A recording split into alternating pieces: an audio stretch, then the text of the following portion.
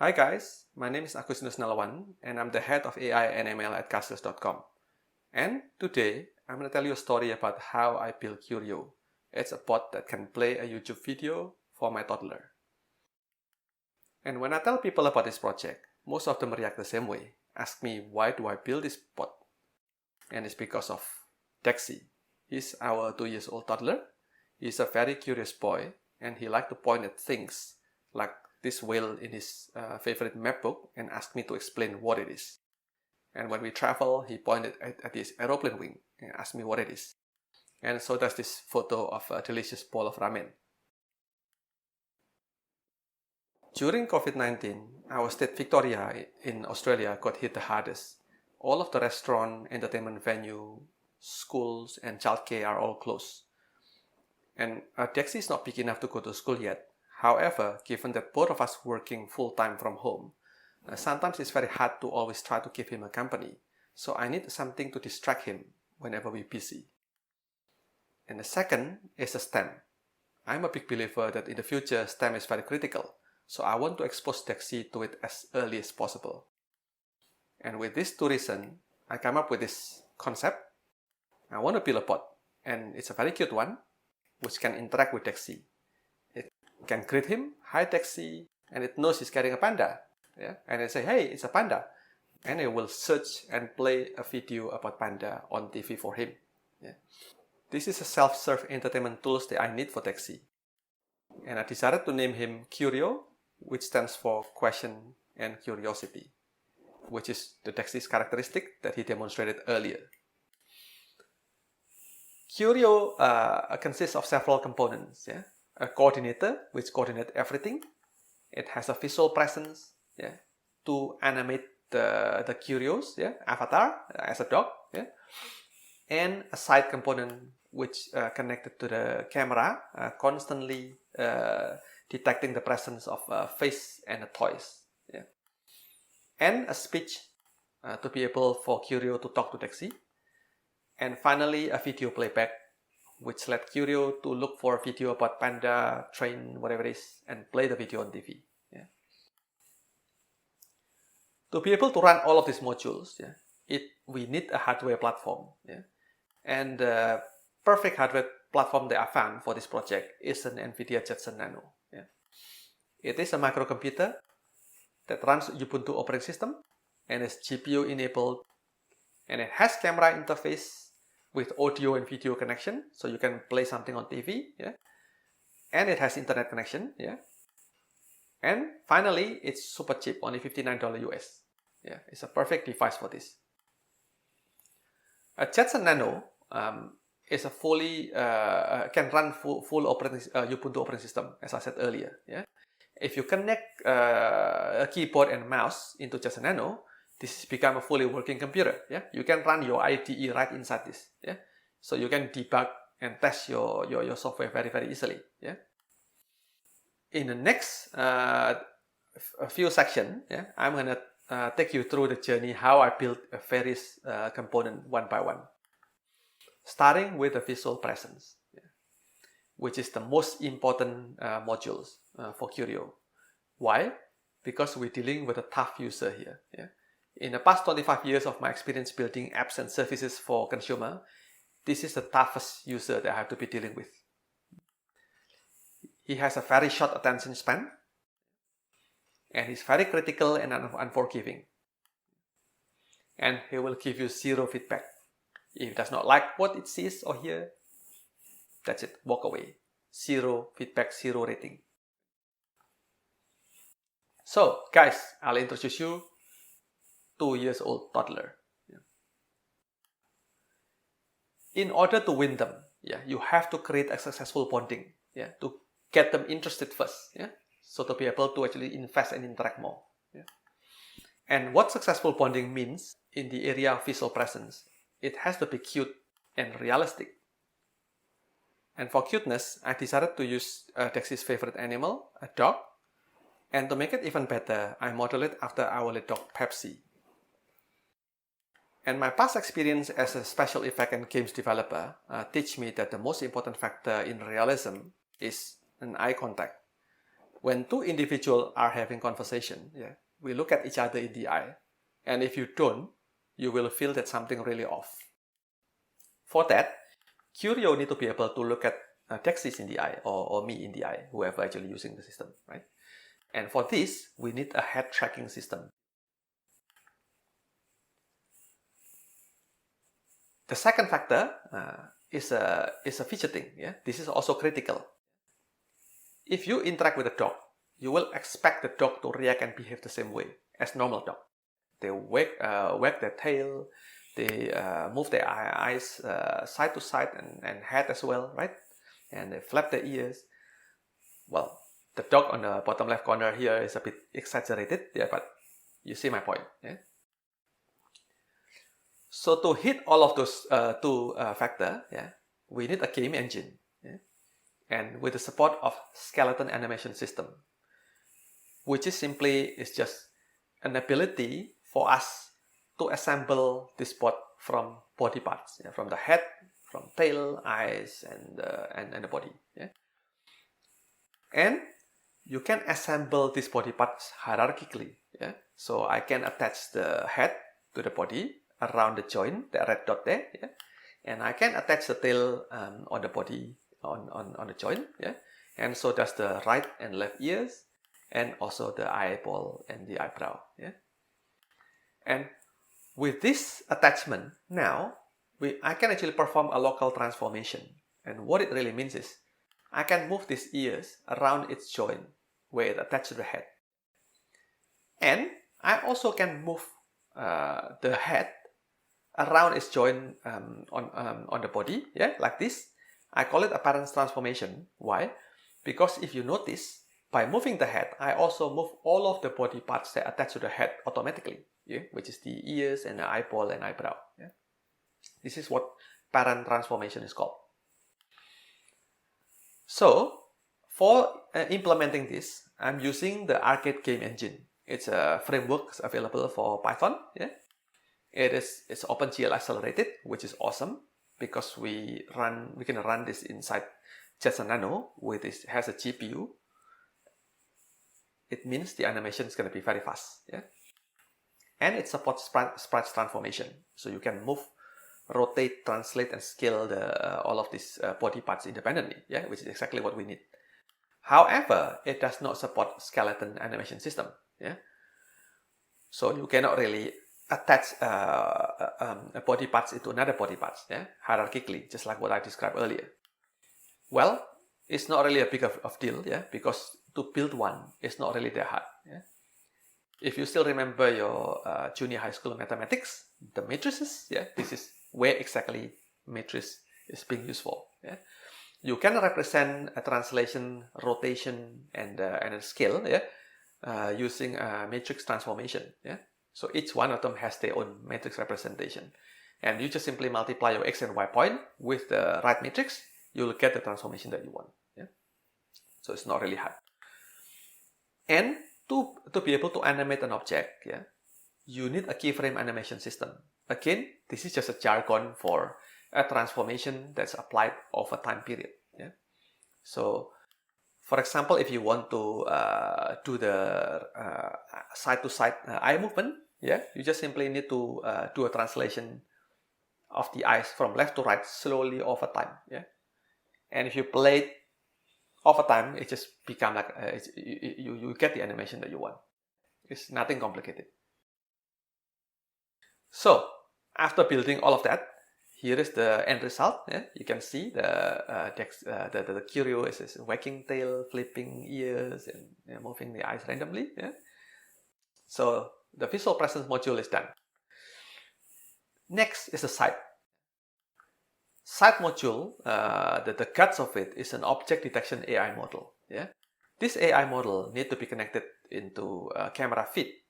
And for the camera, I use this Sony IMX219. It's awesome camera, only $25, but it delivers exactly what I need. And this object detection model is responsible to find the presence of a face and a toys. So building object detection AI model is actually not hard because there are plenty of open source architecture that you can choose. SSD, ResNet 50, faster RCNN. Each of them has their own pro and con. Yeah, you got to be careful to choose the one that's suitable with your requirement. Yeah, some of them may be a lot more accurate than the rest with the deeper architectures. However, they might be slower. Yeah, because you're gonna run it on Jetson Nano. It's not like a fully working computer, right?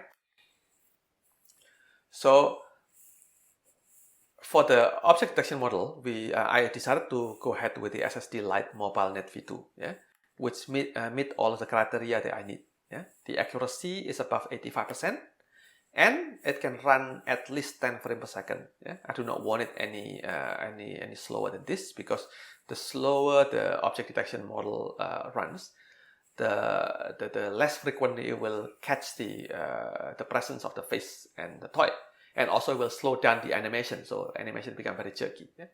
So here you go.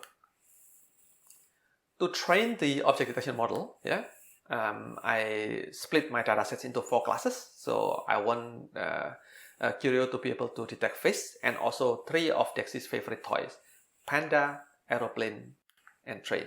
Yeah. And for each classes, I have 150 images. Yeah.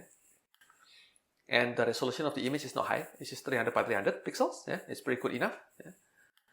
So the next step for me to do is to actually label the datasets, which is really annoying. Yeah, it's very painful process. Yeah, because I have about around 150 by 4, right? Yeah, so it's about 600 images to label. Yeah, I'm using labeling tools, open source, called EVA, which is quite handy. I can just import a video, and I can actually go to the frame that I want to label the object, and it spits out images with the bounding boxes. Yeah, it's awesome tools. However, after spending like a lot of time labeling a lot of those toys, I want to get some help a little bit in labeling the face. So instead of doing it manually, I use Amazon Rekognition. Yeah, I pass in those images that come out of the EVA. Yeah, and I pass it to Rekognition to detect the presence of human face. So for you who do not know, Amazon Rekognition is off-the-shelf AI service that can return you the most common objects if you pass in a photo. Yeah? Luckily, face is one of them. Yeah? So here you go. I have my face automatically labeled. Once I have the datasets ready, building the model itself is not really hard. And I'm using an Amazon SageMaker Studio here. Yeah? It's a Jupyter Notebook on steroid. With Amazon SageMaker Studio, you can actually launch multiple Jupyter Notebook instances. Yeah? So you can actually conduct multiple experiments and compare the result easily. As you can see here, one of my Jupyter Notebook, yeah, showing my training code for the object detection.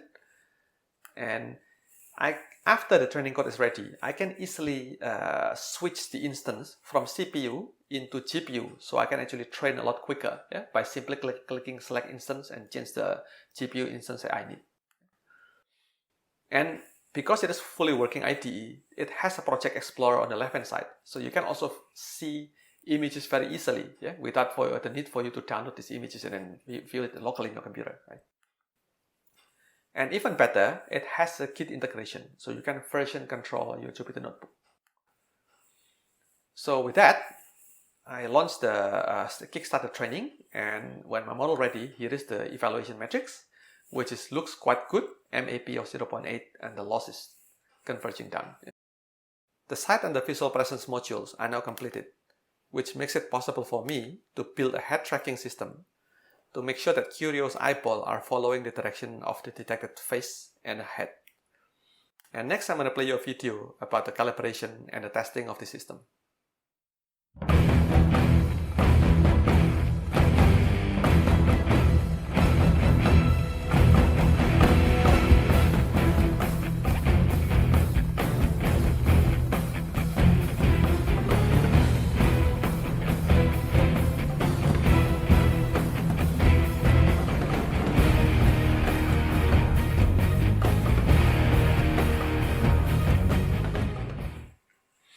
Okay, so the next module to build is speech, so that Curio can talk to Dexy. And as you all probably already aware, it is really just a text-to-speech module that drives this. A text goes in, and the text-to-speech spits out an audio for us to play. And for this, initially I was using PyTTSX3. It's an offline text-to-speech framework for Python. It's all okay, yeah, except that the speech driver for Ubuntu operating system is horrible. The audio quality is totally unacceptable. Well, I'll let you to be the judge for this. I'm going to play the audio and you listen to yourself. Hello Dexy, my name is Curio. What do you want to show me today? Yep, it sounds exactly like Stephen Hawking's wheelchair. Alright, no offense to the guy. I'm actually a fan of Stephen Hawking. But this is definitely no-no. Yeah? So all of the hard effort that we've been talking about in the past 15 minutes trying to create successful bonding is going to collapse just exactly like this building here. And Dexy will eventually say, no, and just going to walk away, and that's it. That's the end of this project. My quest in finding text-to-speech technology next landed me at Amazon Polly. It's an online-based text-to-speech technology where you pass in the text via an API call to the internet, and then it will generate the audio for you to download and play. And the audio result is way much better. And again, I will let you be the judge. Hi Dexy, how are you today? I want this voice for Curio. As I said earlier, it's an online text-to-speech technology, yeah, and my initial concern was the latency, yeah, from the moment I send the text and until I get back the voice. Yeah. If it is too long, it's going to create a lag in the interaction between Dexy and Curio. Yeah. However, I was proven to be wrong. The latency is only 200 milliseconds. This is super awesome. I totally can live with this. Yeah. And as you can hear yourself, the audio quality is way better. Yeah.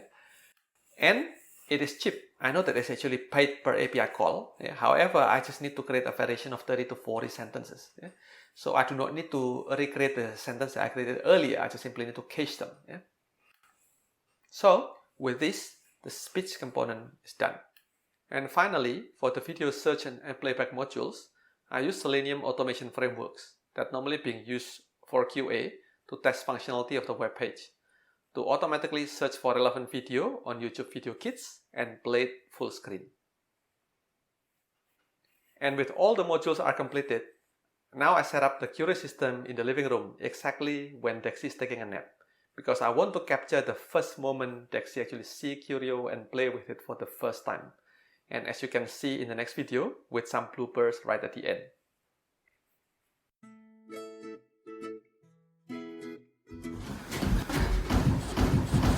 Do you want to come and play?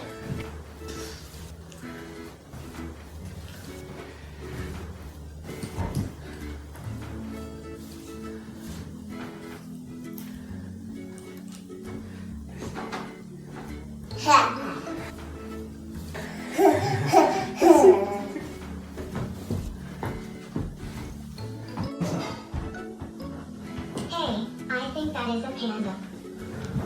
Hang on a second. Let me play you a video about a panda. Click here to subscribe!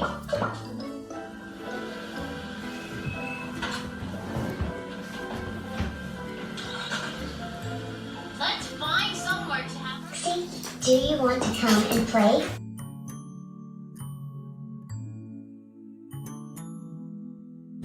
Do you want to bring me something? Hey, I think that is an aeroplane. Hang on a second. Let me play you a video about an aeroplane.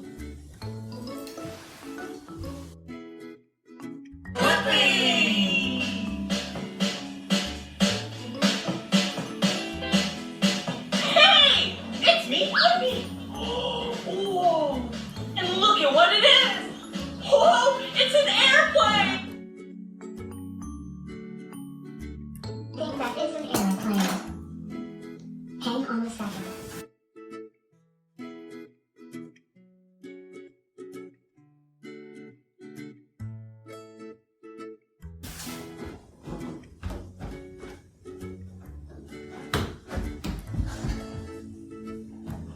No. Yay! It's a successful bonding. And now I'd like to show you a little bit about Curio Highlight post the deployment. Curio was showcased in a GTC NVIDIA October 2020 keynote by Jensen Huang. So I was quite excited and surprised to see it.